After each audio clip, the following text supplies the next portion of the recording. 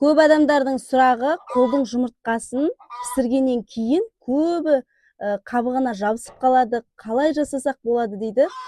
Ал бірге құпиясын білетін боламыз. Ол үшін тауық қорамыздан свежий тауығымыздың жұмыртқасын алып алатын боламыз. Ал кеттік. Мінекей манада тауық қорамнан жұмыртқаларымды жинап алып кеттім. Алып алдық. Ал достар, қараңыздар, дәл осы ыдыстағы бүгінгі туған жұмыртқалар.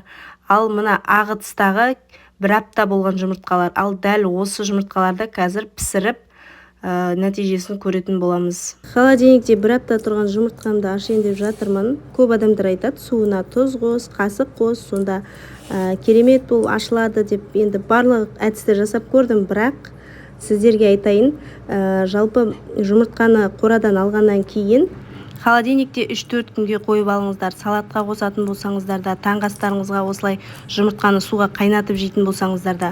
Өйткені свежий жұмыртқаны қайнатсаңыздар, оның көбі қабығында қалып қояды. Сол үшін дәл осылай жасаңыздар. Енді сіздерге бүгін туған жұмыртқамның ашылуын көрсетейін. Қараңыздар. Жұмыртқаларыңыз бостан босқа зая кетіп қалады. Сыртында көп жабысып қалады. Мың жерден қабығынан алайын десең де алынбайды ғой. Сол үшін достар, алдыңғы туған жұмыртқаларыңызды белгілеп басқа орынға қойыңыздар.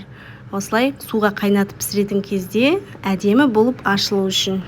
Парақшамда пайдалы ақпараттар өте көп. Жоғалтып алмас үшін парақшама тіркеліп, лайк басып, пікір қалдыруды ұмытпаңыздар. Адамның денсаулығына пайдалы, миға, көзге барлық витаминдері, минералдары жиналған дәл осы жұмыртқаны күнделікті таңғы асымызға пайдаланамыз. Ал сіздерге де ас болсын.